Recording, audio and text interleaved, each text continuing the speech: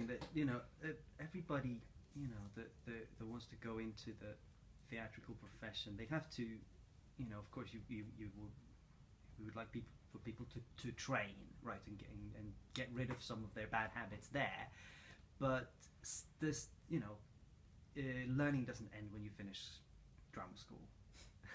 In my experience, I don't know if it ever ends, but at least at the beginning of the career, as you said, you perform, you produce, you write things that are really not that good.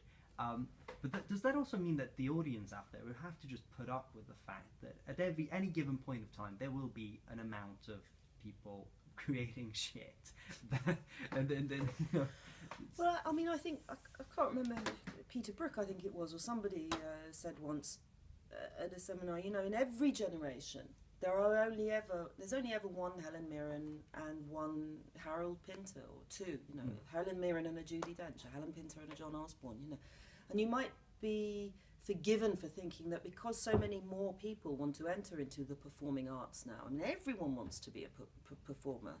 It's taken as read that you're going to. When I was young, that wasn't the case. You might be forgiven for assuming that, well, exponentially the amount of talent will increase. Actually, it doesn't. There's a handful of great voices every year, and that doesn't really change. Personally, I don't think the audience should be exposed to more mediocrity, because the more mediocrity they're exposed to, the more that becomes the norm, and the less able they are to then really receive great art, because it all looks the same in the end. And there's nothing more painful than seeing an extraordinary piece of work, and I am not speaking of my own work here, I'm speaking of the other people whose work blows my mind, contemporary artists in this country, in this city now. And it's not even pearls before swine, it just drops to the ground, and it's not acknowledged, and that's a way of killing off something very beautiful. That's homicide. That's really frightening when people don't recognise great quality anymore, because the world is so awash, or their cultural world, if you will, is so awash with meh, and meh is okay. So there's no desire to see something great. You shut down some muscle, some nerve endings in yourself that allow you to do this, to get the South Park Cartman face. And you should have that opportunity. So I think it's also dangerous because we have a very limited audience available to us as theatre practitioners. We are in competition with stuff that we can never win over, which is small screen-based instant gratification. So the small moments of opportunity that we do have to perform live for young people, for anybody, let it be mind-blowing, because we don't have tick-tock, that there is no space for us to make a mistake. That's how the times in which we live. Because if you make a mistake with a 14-year-old, if you present them with rubbish, they will assume that's what theatre is, and they'll never come back. You've blown it completely, because they've got so much else which is asking for their attention. However, if you give them that phenomenal experience where the moment of live performance gives them something that nothing on the screen can ever give them, you've got them for life. Give me a child at the age of 7 and I will show you the man, as the Jesuits say.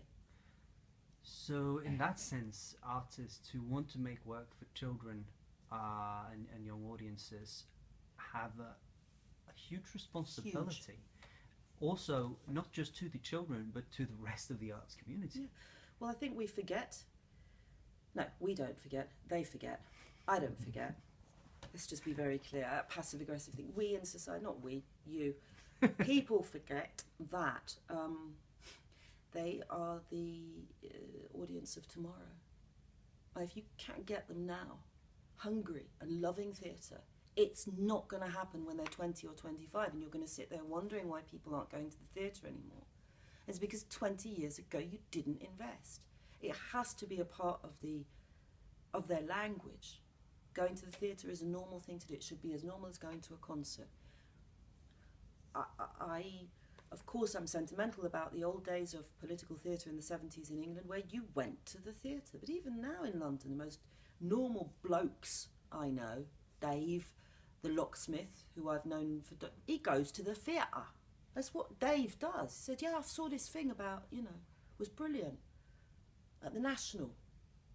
I mean, it's just a totally normal to buy a 10 quid ticket and you go to the theatre the same way you'd go to a movie or you'd go to a concert. And I feel in this country, we have a very, very big problem that we're neither providing theatre for that can gets people hungry but sated and then hungry again for more, that's performed where the performers sweat. You see it sometimes in dance, but that's also quite archaic. We're just floundering in an anachronistic, not we, they, and so I think you cannot take the risk of experimenting on young audiences with your mediocrity and your own desires. You have to understand that you're part of a movement, and yes, it's political, and there's no more powerful voice than a group of young people who stand up and say, we want change. You can't take theatre off our curriculum, we want it back in. I mean, imagine if they became, because when kids do get outraged, you know about it. So, yeah. It's the end times. But so it's a class issue, is it? In Norway, do you think? In terms of which stories are being told, how much the tickets cost? Yeah, it is. I still think that the predominance of a certain type of writer in this country is problematic. I don't think the new interesting voices are being actively sought out and mentored. So my great interest lies in mentoring young writers, actually, and I have an idea of how that could happen, inculcating in them the idea that you are important, you will make a change, and not in the performance aspect. I'm not interested in mentoring young actors because not all young actors want to really make a change. They're interested in their own careers, I feel, but that's always been the case. But writers, if you can let them understand that they can make a huge change, and that the real power for change comes in the writing, not in the acting. It comes in the writing. That's the important work, and that's the work that will rest in the canon and be remembered. So I think we need to find those alternate voices who will take great risks because they don't know any better. If we're coming towards the end of the interview, and I could go on forever. But I've got one more question for you. Yes. to round off, and it links very neatly into what we've just been talking about. If you were going to mentor a young voice, a young writer, or an emerging writer, say emerging because age is irrelevant. Yeah. Exactly. What would be, who wanted to write specifically for young audiences, to reach those young minds with whatever they have on their heart? What would be your main advice?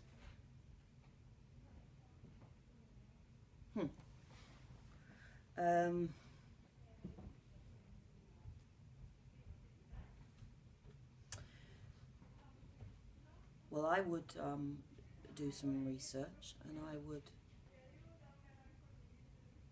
get them to ask their target audience what was troubling them. What's the thing that worries you the most? What are you most afraid of? And try to illuminate that. But I would certainly go in and ask them. I have to talk to them first. If you're not intuitively already in touch with what that might be. And I would just, my own advice to myself, which is what I would give, is always write for the one who's the weakest. Write for the weakest in the pack and you'll never do wrong. Write for Daniel, not Goliath. David. The lion. and who's the weakest in that class, you know, and then you have to open up your empathic doors to see, to remove the filter that protects us from seeing other people in pain. Unfortunately, you have to remove that filter, and you have to look at 15-year-olds or 14-year-olds and groups of them in the street, and see, if you see a group of 5 15-year-olds together, which one is suffering? Because one of them will be. Which one is not at ease, and why? What is the construct of this grouping here? And look to the individual. I think it's very important also to tell stories about individuals. You can have group mentalities, but you have to really breathe life into one character that people can really care about. Even if it's that they hate them, you know. Snape, Harry Potter, that's a good starting point. Watch all the Harry Potter films. That's my advice.